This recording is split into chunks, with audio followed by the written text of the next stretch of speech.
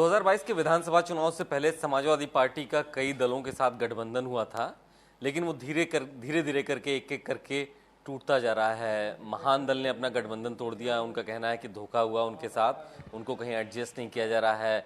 जनवादी party socialist के अध्यक्ष डॉक्टर संजय चौहान हमारे साथ हैं। क्या लग रहा है, कैसा एक्सपीरियंस है समाजवादी पार्टी के साथ? आप लोग को कहीं पूछा नहीं जा रहा है, एक दल ने अपना गठबंधन खत्म कर दिया है।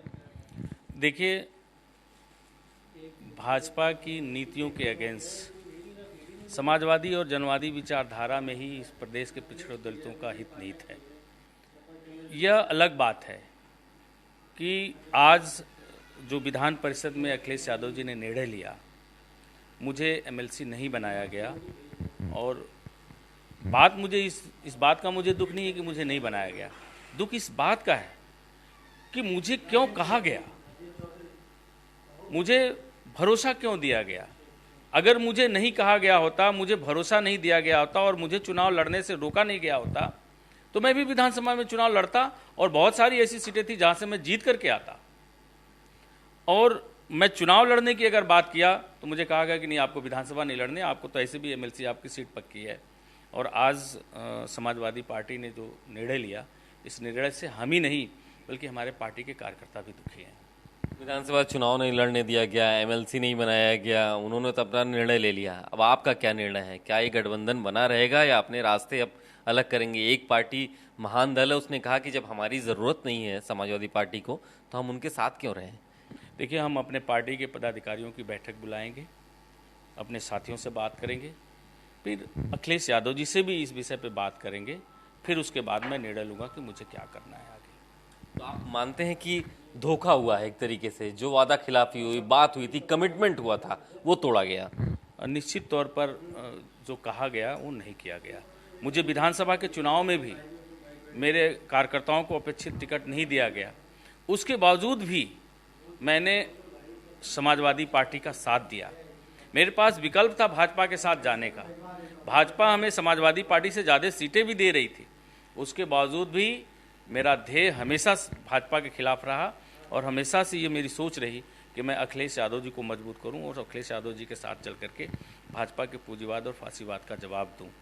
तो आज हमें अखिलेश यादव जी के इस निर्णय पर निश्चित रूप से मैं दुखी हूं, आहत हूं।